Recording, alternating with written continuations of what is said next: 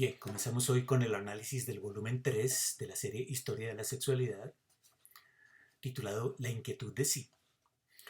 Pero antes quisiera adelantar una reflexión general sobre el significado del paso de la vida en el mundo de la Grecia clásica hacia la vida en el mundo helenístico romano, cuestión que ocupará a Foucault en las primeras clases de su curso La hermenéutica del sujeto. Ya en la primera lección de ese curso de 1982, Foucault había anunciado su intención de aislar tres momentos de la historia de las prácticas de sí, el segundo de los cuales lo sitúa en los dos primeros siglos de nuestra era y lo denomina el período de la Edad de Oro de la cultura de sí, tema que comienza a desarrollar en la clase del 20 de enero, precisando la cronología del siguiente modo, cito: el período que va desde la instalación de la dinastía Augusta o Julio Claudia hasta el final de los Antoninos, es decir, desde el período del estoicismo romano hasta Marco Aurelio. Fin de cita de la página 89. Se trata pues del período conocido entre los historiadores como el Alto Imperio Romano. Ahora bien, ¿qué tiene de especial este período que corresponde con este período cronológico que corresponde con el volumen 3 de Historia de la Sexualidad, como para llamarlo la Edad de Oro de la cultura de sí? La pregunta es pertinente si se tiene en cuenta que el punto de comparación utilizado por Foucault es el momento anterior, el momento socrático-platónico, que corresponde al florecimiento de la cultura griega clásica de los siglos IV y V a.C. ¿No se habría equivocado Foucault al periodizar esta Edad de Oro? Pues dentro de cierta historiografía, muy común, por cierto, en los círculos filosóficos, se piensa que frente al esplendor de la cultura griega clásica, la cultura helenístico-romana habría sido a lo sumo una copia deformada o, en todo caso, decadente. La edad de oro del cuidado de sí tendría que estar, por lo tanto, en los siglos IV y V antes de Cristo y no en los siglos I y II de la era cristiana, en los griegos y no en los romanos. Foucault es bien consciente de este problema y se enfrenta a él en el capítulo 3 de La inquietud de sí, en la sección titulada El juego político, capítulo con el que quiero comenzar entonces mi análisis de este libro. Allí discute la interpretación que algunos historiadores han dado a la decadencia de las ciudades-estado griegas y la emergencia de las estructuras políticas romanas. Historiadores de la filosofía, como el inglés John Ferguson, han dicho que debido a la crisis de la polis, la gente empezó a sentirse desamparada, sometida a estructuras políticas que ya no estaban bajo su control, despersonalizadas, situación que habría favorecido un repliegue en la vida privada y en el valor de la existencia personal. Por ello, según Ferguson, las filosofías de la época helenística, como el estoicismo y el epicureísmo, eran filosofías de la evasión, que habrían perdido ya la fuerza sistemática y metafísica que tuvo la filosofía clásica griega. Decadencia, por tanto, política y filosófica de la época helenística con respecto a la época clásica del siglo IV y V a.C. Pues bien, Foucault critica esta gran figura nostálgica de la ciudad-estado, diciendo que esta es producto del siglo XIX y es una invención particular de los historiadores alemanes, dice Foucault en la entrevista con Dreyfus y Rabinov, a la que ya hemos hecho referencia en videos anteriores. Estos historiadores, dice Foucault, consideran la emergencia del Imperio Romano como una decadencia de la vida cívica en general y una confiscación del poder por instancias estatales cada vez más impersonales y lejanas. Foucault, por el contrario, dice que la época helenística fue un mundo de ciudades. Es decir, no es cierto que el imperio fagocitó a la ciudad y que lo que ocurrió no fue una centralización, sino una multiplicación de los espacios de poder. Lo que le interesa sobre todo a Foucault es resaltar los cambios en el juego político. En la medida en que el poder se hace cada vez más dependiente de una jerarquía administrativa, en la que los cargos ya no dependen del propio estatuto social de la persona, sino de las decisiones del emperador o de sus representantes directos, cambia también la figura del sujeto político. Es decir, las nuevas reglas del juego político, con la emergencia del Imperio Romano, provocan la crisis de la idea según la cual Una persona es sujeto político debido a su linaje familiar, que le obligaba por nacimiento a cumplir ciertas funciones, como ya vimos en nuestra consideración de la relación entre el oikos y la polis en el mundo griego clásico.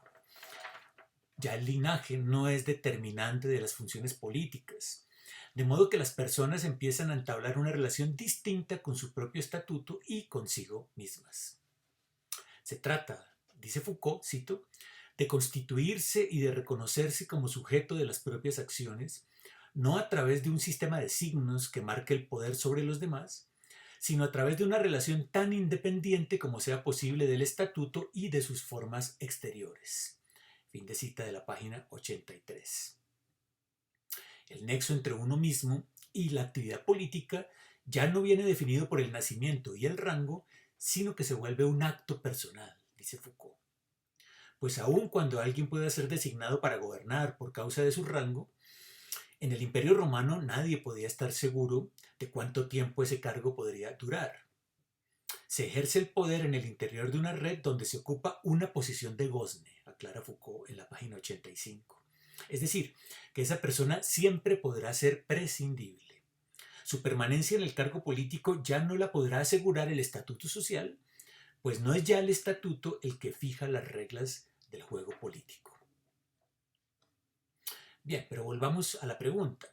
¿Por qué entonces llamar a la época helenística la edad de oro del cuidado de sí? Según Foucault, porque a diferencia de lo que ocurría en la Grecia clásica, el destino de una persona, en particular perteneciente a los estratos más favorecidos de la sociedad, empezó a depender cada vez más de sí misma, de la sabiduría de sus propias decisiones, y por tanto requería cada vez más la práctica atenta de las virtudes personales. Era necesario el cuidado de sí, el arte de bastarse a sí mismo, dice Foucault en la página 88. Se trataba, por tanto, cito, de elaborar una ética que permitiese constituirse a uno mismo como sujeto moral en relación con las actividades cívicas, sociales y políticas en las que uno pudiese estar involucrado, dice Foucault en la página 92. Bien, si durante los siglos I y II de la era cristiana se produce entonces una crisis de las técnicas de subjetivación que habían regido en la Grecia clásica, esto significa, siguiendo pues este esquema de los 4 elementos sugerido por Foucault y que ya vimos en sesión anterior, que este cambio debe ser observado en la sustancia ética, en el modo de sujeción, en el trabajo ético y en la teleología moral. Y que estos cambios deben ser estudiados a partir de 3 focos de problematización: la dietética, la económica y la erótica. Esto es lo que vamos a hacer en el video de hoy, comenzando con el foco de la económica, de la economía, y especialmente con la problematización del matrimonio. Si en la Grecia clásica el matrimonio era un contrato entre familias, una transacción privada entre el padre de la mujer y su futuro marido, esto no cambia tanto en la Roma imperial. Pero lo que sí cambia, según Foucault, es que el matrimonio romano desborda ya el ámbito privado de oikos y se convierte poco a poco en una institución pública. Lo cual significa que de lo que se trata en el matrimonio ya no es solo el gobierno de la casa, sino que lleva más allá. Se trataba de una cuestión cada vez más política, no solo económica, lo cual supone un cambio respecto a lo que ocurría en la Grecia clásica. Que el matrimonio sea algo más público con respecto a lo ocurrido en la Grecia clásica significa, según Foucault, que el comportamiento del marido con respecto a la mujer y viceversa empieza a ser visto como un asunto que afecta la moral pública y las costumbres, y que por tanto tiene implicaciones jurídicas que van más allá de la legitimidad de la herencia, de los hijos, de los bienes, del nombre, etc. Significa que la conyugalidad empieza a figurar como un valor muy apreciado en la sociedad romana que debe ser protegido por el derecho. Y aquí tenemos que recordar que el derecho romano entiende el matrimonio como un contrato en el que las partes involucradas adquieren una serie de responsabilidades exigibles legalmente. El contrato matrimonial es visto como algo duradero y su rompimiento por causas ilegítimas tendría consecuencias legales. Pero justo por esta obligación a la conyugalidad, el derecho romano imponía una serie de restricciones al matrimonio que ya iremos comentando un poco más adelante. Es decir, que el hecho de formar un lazo permanente, una unión de afectos y no solamente de alianzas estratégicas entre dos personas que deciden casarse, comienza a ser altamente valorizado en el Imperio Romano. Así lo demuestra, según Foucault, la famosa ley de adulteris, que condena el adulterio de la mujer casada que tiene relaciones fuera del matrimonio y del hombre que se llega a la mujer de otro afrentando su honor. Pero también Foucault cita las leyes del Egipto romano que le impedían al padre de familia disolver el matrimonio de la hija en contra de su voluntad. Igualmente cita Foucault documentos que muestran que las obligaciones del marido con respecto a su mujer se hacen mucho más estrictas a nivel jurídico de lo que eran en la Grecia clásica. Por ejemplo, algunas especifican, dice Foucault, la prohibición de tener un amante o un querido y de poner en casa y de poseer una casa, en la cual podría mantener una concubina, dice Foucault en la página 87. Nótese entonces, esto va más allá del consejo que los moralistas griegos ofrecían en el sentido de no instalar una concubina en la casa o de no poner en peligro el estado único y privilegiado de la esposa, como ya lo veíamos antes. Aquí se estipula la prohibición de tener concubina, lo cual, dice Foucault, nos muestra la valorización que adquiere el matrimonio como práctica social que desborda el oikos. Todo esto hace que el matrimonio empiece a generalizarse, es decir, que ya no sea solo cosa de una alianza entre familias aristocráticas, sino que la gente de la plebe y aún los esclavos empiezan a casarse, como lo revelan las inscripciones sepulcrales a las que Foucault hace referencia en la página 85. Extensión, pues, de la práctica matrimonial, ya que el matrimonio deja de limitarse al objetivo de perpetuar la casta y los privilegios o de transmitir el patrimonio a los descendientes. Se empieza a valorar el estado matrimonial en sí mismo. Dice Foucault, cito, por matrimonio no hay que entender únicamente la institución útil a la familia y a la ciudad, ni la actividad doméstica que se desarrolla en el marco y según las reglas de una buena casa, sino ciertamente el estado de matrimonio como forma de vida, como existencia compartida, lazo personal y posición respectiva de los que participan en esa relación. Fin de cita de la página 89 del volumen 3, La inquietud de sí, de la serie Historia de la Sexualidad.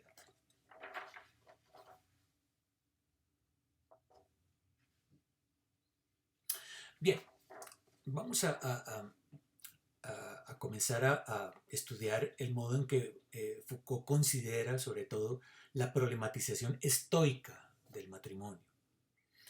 A pesar de que en el periodo helenístico que Foucault investiga, existían varias corrientes filosóficas que iban en contra del matrimonio, como los cínicos y los epicúreos, Foucault prefiere centrarse en aquellas que lo problematizaron sin negarlo, que produjeron reflexiones en torno al estado matrimonial conforme a los cambios que éste había sufrido durante los primeros siglos de la era cristiana. Y fueron, sin duda, los estoicos quienes fueron los abanderados de esta problematización. Por ello, Foucault privilegiará textos de filósofos como Epicteto, Séneca, Plutarco y Musonio Rufo, importantes filósofos estoicos de aquella época. Todos ellos reflexionaron sobre el arte de vivir casado, más allá de la clásica económica de Jenofonte y Sócrates y el pseudo Aristóteles. En estas reflexiones, sobre todo en algunas de ellas, vemos ya casi un anticipo de lo que luego sería la problematización propiamente cristiana del matrimonio. Bien, empecemos diciendo que para los estoicos el matrimonio es un lazo comunitario universalizable. Esto quiere decir que el lazo conyugal es pensado como una relación dual, fundada en la naturaleza. Desde luego, ya lo habíamos visto esto antes en la filosofía griega clásica, en Jenofonte, en Aristóteles. Está claro que los seres humanos son animales comunitarios y que la naturaleza ha creado a hombres y mujeres en una relación de complementariedad con el fin de obtener un bien común, un beneficio para toda la comunidad. Sin embargo, los estoicos van mucho más allá de esto. No solo se trata de la necesidad natural de la procreación y el mantenimiento de la vida y de la supervivencia de la especie, que en realidad es algo común a todos los animales. Musonio Rufo dirá que lo que justifica por naturaleza el matrimonio no es solo la procreación y la supervivencia, sino que es la creación de una comunidad de afectos. Dice Foucault, una camaradería de vida en la que el hombre y la mujer se intercambian cuidados recíprocos, donde se rivaliza en atención y benevolencia del uno hacia el otro. Página 168. Es decir, hay una inclinación natural hacia el matrimonio que se basa no solo en la necesidad física de la supervivencia y la procreación, sino en una necesidad que va más allá de lo biológico y que tiene que ver con la conyugalidad, con el compañerismo, con el compartir la existencia. Los humanos son animales conyugales. Por naturaleza están hechos para casarse, para vivir en pareja. Nada puede ser más natural y deseable que casarse. De hecho, lo raro, lo anormal, diríamos, es el querer permanecer soltero. Y aquí viene en realidad la discusión de los estoicos con las escuelas filosóficas rivales, los epicúreos y los cínicos. Ambas escuelas echaban mano de un motivo clásico, la inconveniencia del matrimonio para el filósofo. Los filósofos no deben casarse, debido a la gran cantidad de preocupaciones cotidianas que arrastra el matrimonio y que desvían al filósofo de su misión. La existencia filosófica es incompatible con el matrimonio, pues lo propio del filósofo es la búsqueda de la tranquilidad del espíritu. Decían los epicúreos, la ataraxia de los estoicos. El propósito de la filosofía era liberar al hombre del sufrimiento, de las causas que encadenan al hombre al sufrimiento, que son 4. Decían los epicúreos, el temor de los dioses, de la muerte, del dolor y de las falsas ideas o representaciones. La filosofía opera como un fármaco, como un remedio contra el sufrimiento, y ello supone modificar las condiciones de la relación del sujeto con el mundo exterior, liberarse de los apegos, de los temores, de las pasiones. La autarquía es por tanto la virtud del filósofo, pues ella le permitirá liberarse de las turbaciones. Desde esta perspectiva, los epicúreos procuraban no solo permanecer solteros, sino evitar inmiscuirse en asuntos políticos, desligarse de estas cosas. Epicuro niega, por tanto, que las leyes sociales sean un hecho natural y afirma que por naturaleza los hombres no están destinados a vivir en sociedad. Es decir, todo lo contrario de lo que decía Aristóteles, por ejemplo, que un individuo no es autosuficiente, no es nada por sí mismo, sino que depende de la polis. Bueno, los epicúreos, y Foucault los sigue aquí en este punto, afirman que la política, las cosas de la política sacan al individuo de sí mismo y lo perturban, evitan pues la vida filosófica. Por eso decía Epicuro que el sabio no debe ocupar cargos políticos, ni hacer negocios, ni casarse. Debe ser autosuficiente. Debe renunciar a todo aquello que pueda comprometer su independencia. La felicidad no depende del cumplimiento de ningún objetivo natural más allá de procurarnos el placer y alejarnos del dolor. Hay que reducir las necesidades al mínimo, vivir para sí mismo. Estas son las únicas obligaciones del filósofo. Más allá de esto viene la amistad, cuyo objetivo no es asegurar ningún bien común, sino la adquisición del placer y que se funda en una libre comunidad como la que se daba en el jardín de Epicuro. La amistad es un acto de resistencia, un refugio, un lazo de unión voluntaria, consensuado entre sujetos libres que buscan sustraerse de la lucha egoísta y artificial que es la que domina en la polis y en la sociedad. Es muy extraño que Foucault, tan interesado como estaba en la intensificación de los placeres, como vimos en el volumen 1, en la búsqueda de nuevas formas de relación, de nuevas formas de amistad, etc., hubiera terminado privilegiando a los estoicos por encima de los epicúreos. Hubiera terminado ocupándose de un filósofo como Musonio Rufo, para quien la comunidad del matrimonio es superior a la amistad entre individuos, a los lazos de sangre y a cualquier otra forma de relación humana.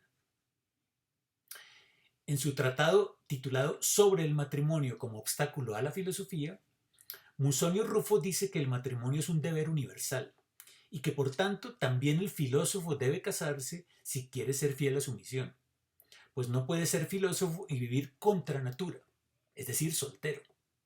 Y tampoco puede ser filósofo y dar mal ejemplo a los demás, comportándose de forma irracional. Esto lo cita Foucault en las páginas 173 y 174.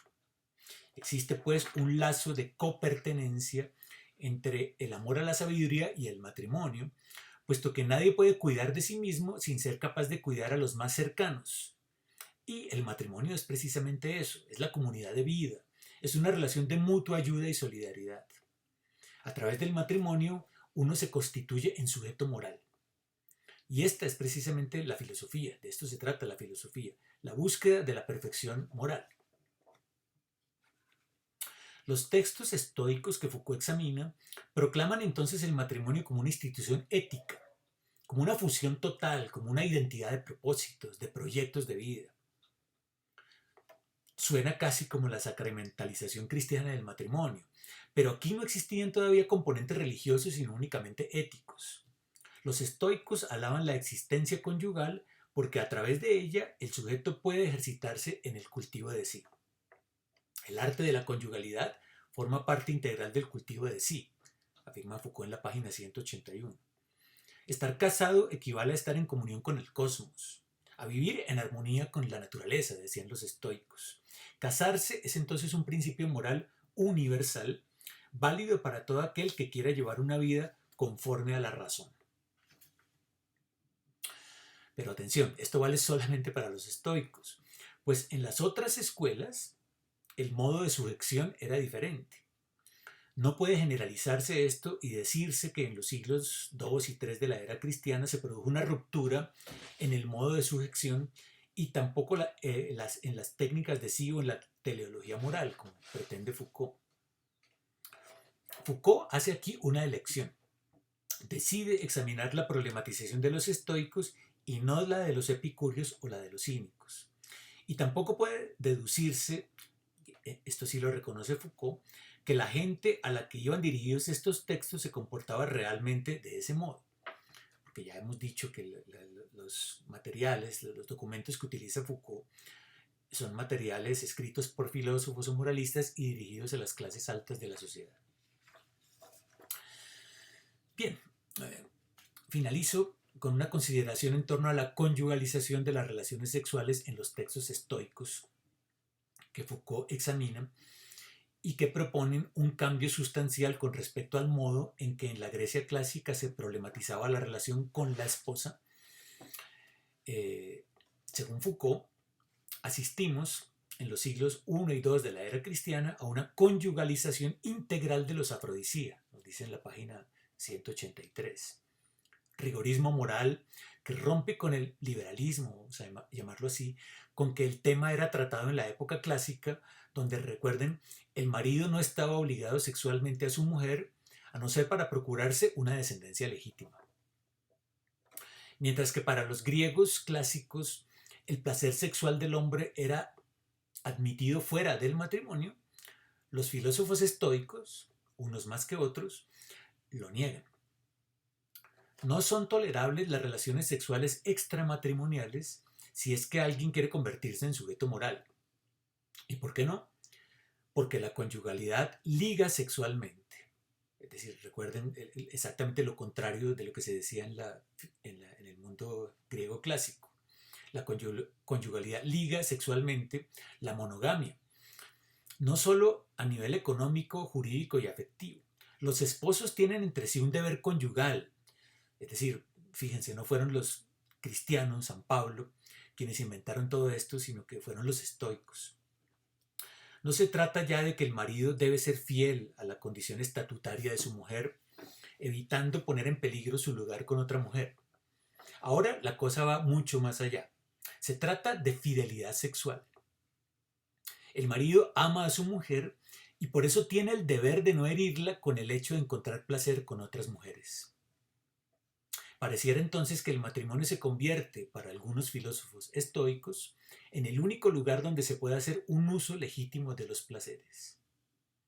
Musonio Rufo condena toda relación sexual que no se desarrolle en el ámbito del matrimonio, y esto incluye relaciones sexuales antes del matrimonio, pues solo en este es legítimo moralmente paladear los placeres del sexo, dice Foucault en la página 184.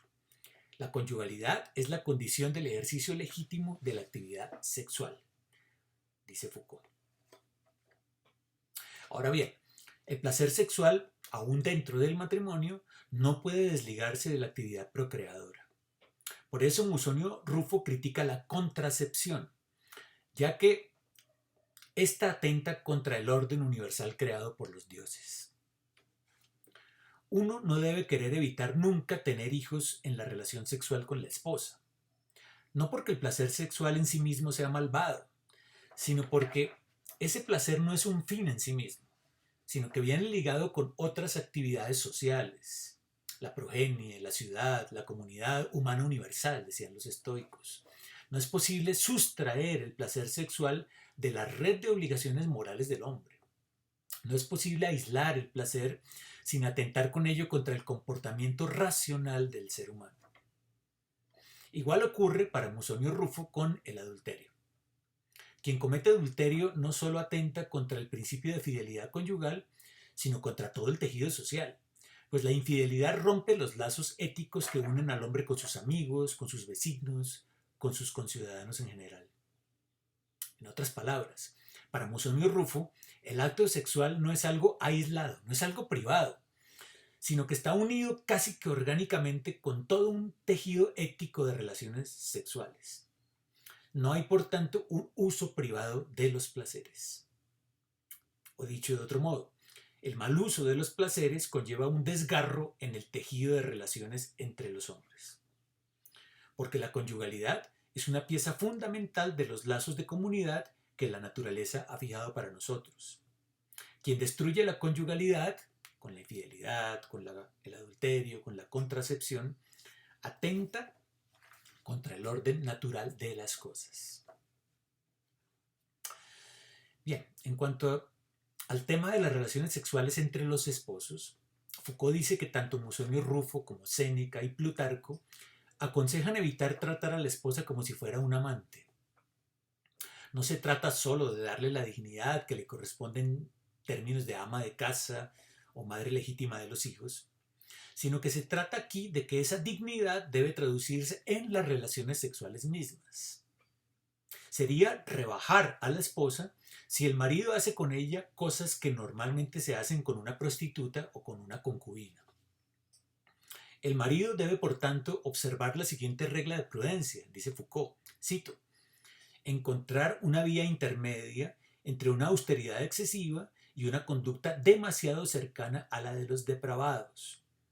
Pues el marido debe recordar siempre que no puede tener relación con la misma mujer a la vez como esposa y como amante.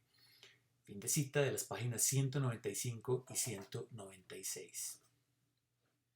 No hay entonces que enseñarle cosas a la mujer que ella pueda malinterpretar después. Nada de decirle palabras sucias al oído, porque esto sería irrespetarla, no darle el trato que se merece como esposa, sino más bien rebajarla al nivel de una cortesana o una concubina, y recordemos estas tres figuras en el mundo griego clásico que ya mencionamos antes. No hay que comportarse entonces demasiado ardientemente con la esposa, no intentar con ella placeres demasiado intensos. Tales son los consejos de prudencia ofrecidos por los filósofos estoicos. Es decir, de lo que se trata aquí es de una deshedonización de la sexualidad conyugal. En cuanto a los placeres de la esposa, es muy poco lo que dicen los estoicos. Plutarco se hace eco de aquellas reflexiones de Jenofonte sobre la improcedencia de que la esposa se maquille, se peine, se disfrace, pues en el matrimonio no debe existir engaño alguno entre los esposos. Pero va más allá de Jenofonte al decir que una buena esposa debe imitar a las mujeres espartanas y no debe hacer insinuaciones a su marido, porque ello sería comportarse como una cortesana. Si no quiere que la traten como una cualquiera, no debe comportarse como una cualquiera. Además, en su texto Preceptos conyugales, Plutarco recomienda que cuando hay desavenencias o peleas entre los esposos, procuren resolverlos en la cama, pues, cito, ha llegado el momento de invocar a Afrodita, que es el mejor médico en este género de males. Citando Foucault a Plutarco en la página 200. Sin embargo, ni Plutarco ni ninguno de los filósofos estoicos fue tan lejos como para prescribir qué tipo de posiciones, qué tipo de caricias, qué tipo de besos están permitidos o prohibidos en la relación conyugal, como más tarde haría la pastoral cristiana. Pero ya hay aquí algunos elementos que preparan el camino de lo que Foucault llamará el nacimiento de la carne. La eliminación del placer como finalidad del acto sexual entre esposos, el principio de la fidelidad sexual, la procreación como objetivo primario de la relación, la deshedonización del sexo, la vida en pareja como primera comunidad, primera koinonía, como fundamento del lazo social, etc. Esta moral sexual no fue un invento del cristianismo, sino del pensamiento filosófico de los estoicos.